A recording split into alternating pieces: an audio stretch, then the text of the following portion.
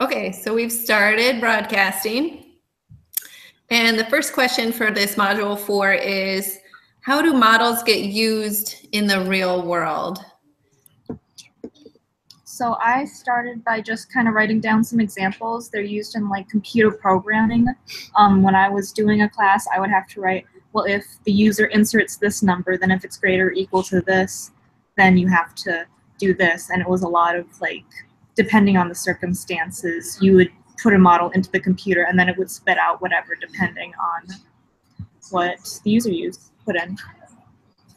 Yeah, I mean, yeah, they get used in pretty much everything. I mean, one place where I didn't know relied so much on models was the field of marketing. I had an internship at like a marketing consulting place. It was like a computer science internship, and they basically, like, companies give them their data about everything involving marketing, and they throw it into a bunch of models, and it spits out like the best marketing strategy they should use and the best way to get the a good return on investment, all those kinds of things. So that's kind of cool. And then obviously like finance, engineering, investing, economics, pretty much everything.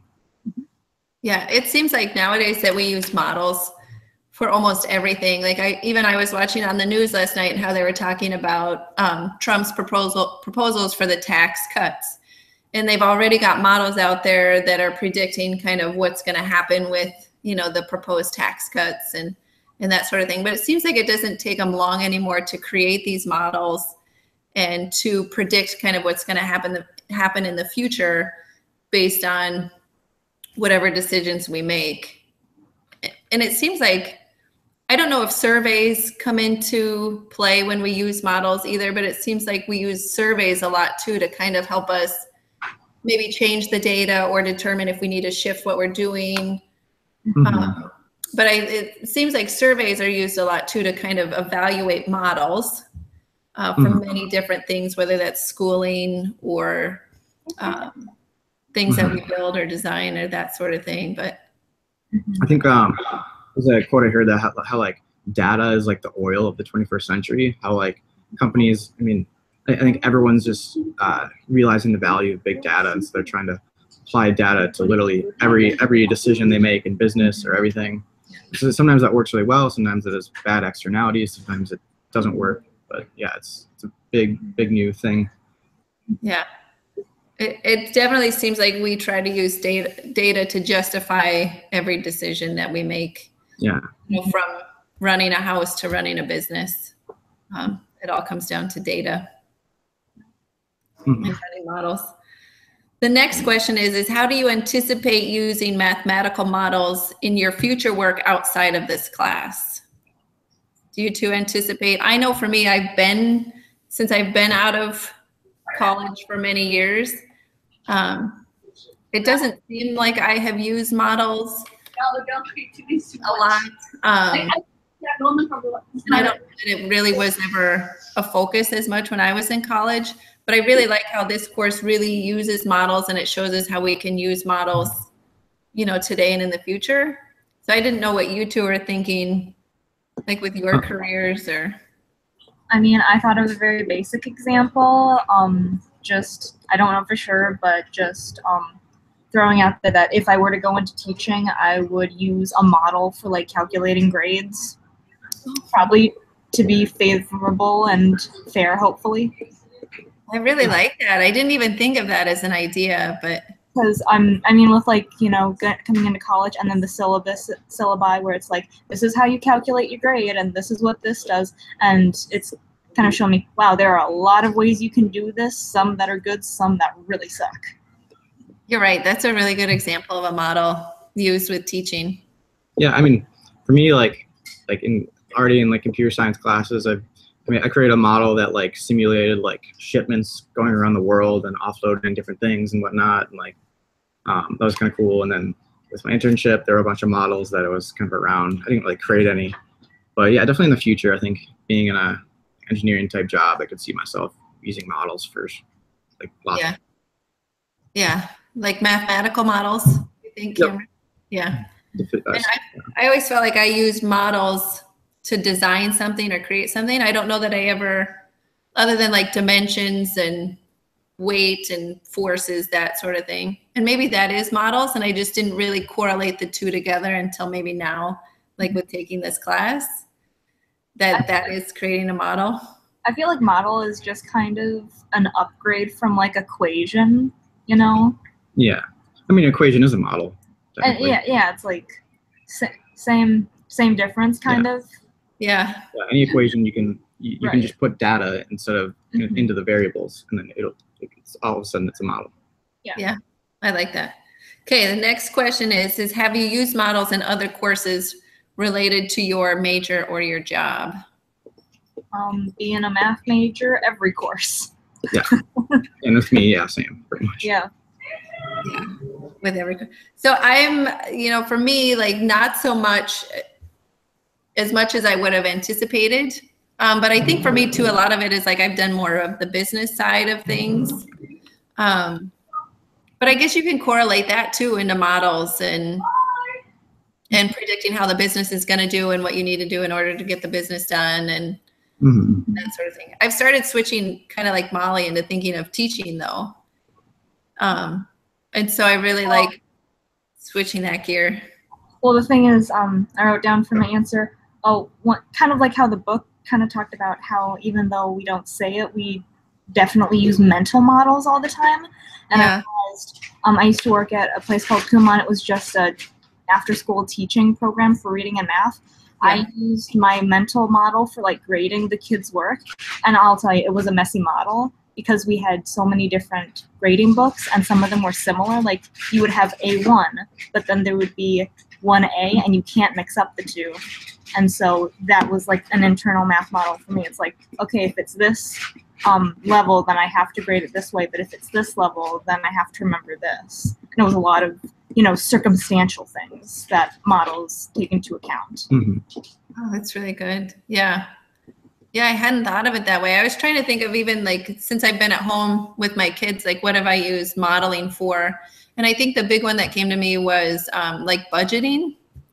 Like I've always put together kind of a model of where our finances are, where I want it to be, what can we change within those parameters in order to get certain things to happen, and or modeling like if we're going to buy a house, how much can we afford and that sort of thing. Like I've always created these Excel sheets with math that have that I've been able to manipulate and change the data in order to get what we want specifically.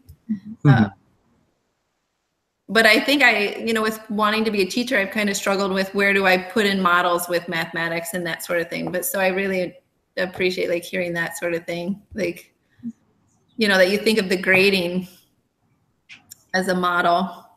Have you thought of it, Cameron, too, with your role is going into, are you thinking more physics or engineering? Physics, but might end up having an engineering job. Yeah. Yeah, I mean, it's with models. Yeah, so I definitely think the article was interesting because it's showed that there's there's pitfalls with trying to model everything, because it's easy to make wrong assumptions and choose the wrong data and stuff like that. Actually, I've been reading in Nate Silver's book. He's a statistician, and I found this really cool tidbit about how basically a failure of models had a big role in our financial crisis, because they would, I think I talked about this last time, but they assume that each mortgage is independent of others. So they made the wrong assumption in their models, these people. So they assume that if a mortgage would default, that it wouldn't affect another mortgage. So basically they could bundle all these crappy mortgages together. And say that, well, because one default wouldn't be correlated with another, the chances of them all defaulting are super low. So they'd be like, okay, we can say this is an A+ mortgage. And because there was people would be betting on these things all the time, and there would be derivatives and stuff. There's all this being thrown at it, and it was based on this just assumption that this model is right. A bunch of smart people work on it, and basically the failure to assume the right things is what caused the financial crisis. I think I read about that in some extra piece for one of my economics classes. That was right, where it's like it just was complete human issues. Yeah. Yeah, it was like completely. They had insurance on all of that too, right? So weren't people? They were buying insurance based on them not defaulting. So then when it defaulted, the insurance companies had to pay all that money out. Something like that. Yeah. It's Yeah. very interesting how they missed. Like I hadn't heard that it was. They didn't assume that one default would correlate to another. Yeah. So then I think the thing I read was that then they didn't consider the possibility, because they considered it so low that a bunch of them would default. So that's what caused the problem. They didn't account for this, and it's like, what do we do then? Yeah. Another cool thing about models is like they're starting to be like everywhere now. They had a huge role in our election.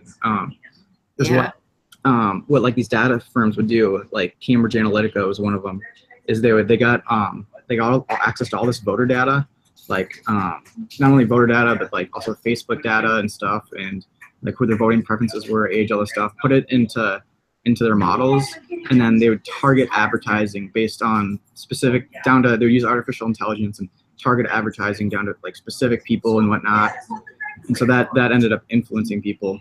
And then another thing that I thought was really interesting is we're talking about like the pitfalls of models, is how Facebook and Twitter, what they do is they try to optimize for spending the most time possible on their platform, which means that like the things you're most attracted to, things that maybe like anger you or like really generate a click and stuff. And so that's why like fake news and stuff is so prevalent in the election, is because the algorithm optimized things that you wanted to share that maybe made you angry and stuff. Yeah, that's interesting. I saw too that I don't know if it's Facebook or Instagram or Snapchat, but one of them is going to start using like facial recognition to determine what kind of mood you're in, and then base that off of what advertising they show you. That's just like too much. Which I can't imagine all the modeling and the statistics that would have to go into analyzing your your eyes and your mouth and your nose and just all your facial expressions, and determine that was happy and not bad. I can kind of see it though, just because from like some experience with psychology or that general field, it's like there are certain things that are universal that like signal certain things. They say that, right? From the psychology classes, there are certain facial expressions that if you could like get a base of someone's faces, just because everyone's face is so different, and then work off of that, I could see. And then they just use like having all this data. They can just say like these are the ads you click on, and these are your facial expressions when you click on it, which ones do you the most, all that stuff, and then they can optimize it for specific people. Yeah. Just a quick off the wall question: have either of you ever clicked on the ads, like when you're on any social media and they pop up ads? Have you ever clicked on them? Sometimes they're like incredibly relevant to maybe what I Google searched earlier or something, and so like I think I have once or twice. The pop-up ads? Well, not the pop-up ones, the ones that just show up in the feed. Show up on the like very rarely. It's just kind of enough. Yeah. Usually it's based off of like I went to like look at shoes one time, and it's like, okay, I'm done. I've figured out what I need to do. And it's like it comes back. It's like, well, I just did it. So go away. Yeah, I see them. And honestly, I've never clicked on them. Like I've never clicked on an ad that's just been on the side. I always question like its validity. Is it a safe website? Is this not only that, but it's annoying. How do they? I don't like that they know that I was just looking at something. But it's kind of interesting just to find out the statistics of how often people really do click on those ads. Okay, last question is, relate what you've learned in class to your readings this week. Discuss any similarities or differences between what you read and the models that we studied in chapter 2. What were the models we studied in chapter 2? So this week, this week we've been spending more time on matrices. So I'm not sure if that really references the differential equations that we did last week with population and that sort of thing. So like I feel like it relates more to what we did last week versus this week, where we're kind of starting linear algebra and solving for unknowns. But I thought this week I really enjoyed reading about kind of the different models that she talks about. There were really three, if I remember correctly. The one being the school incidents and the using the data to hire or fire teachers, and then one being where she uses it to create the food that her family eats. And then the last one, was that the banking? It was the prison. Oh, the prison one. That's right. Thanks. Yeah. Yes. So and that one is really kind of a failure of using data to create models. But maybe the big difference is the ones we studied last year involve like population growth and stuff that doesn't necessarily affect people's lives in like significant ways. And these ones are talking about like models that people actually use to make very important decisions that affect people's lives, and how sometimes that can be bad because they're not good models. The only thing I could think of with last week, in my vague recollection, it was like about velocity and different scenarios with physics. And all I got out of that was really depending on your situation, just like depending on the situation you're trying to model, things will come out differently. So like one of the problems that we did on the homework was a car moving and having air resistance, and you're supposed to find out like the time it stops and the speed it stops at. And then there was one similar, but it was like someone dropping out of a plane. So when I did that, I ended up having to change which variables were negative to make the model fit, because even though they were similar, they were not the same. So I had to adjust for that, just like you do with any model that you're trying to make more accurate to the real world.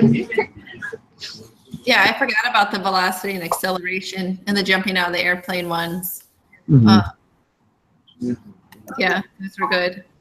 I'm not like, what I'm curious to see is if we can use those same mathematical equations to solve for, our group project and the one that we decide on, like how we'll correlate those to what's coming in the group project. So I kind of look forward to seeing what's coming. Yeah. But, hey, that sounds good. Should we? Sure. Thanks, guys.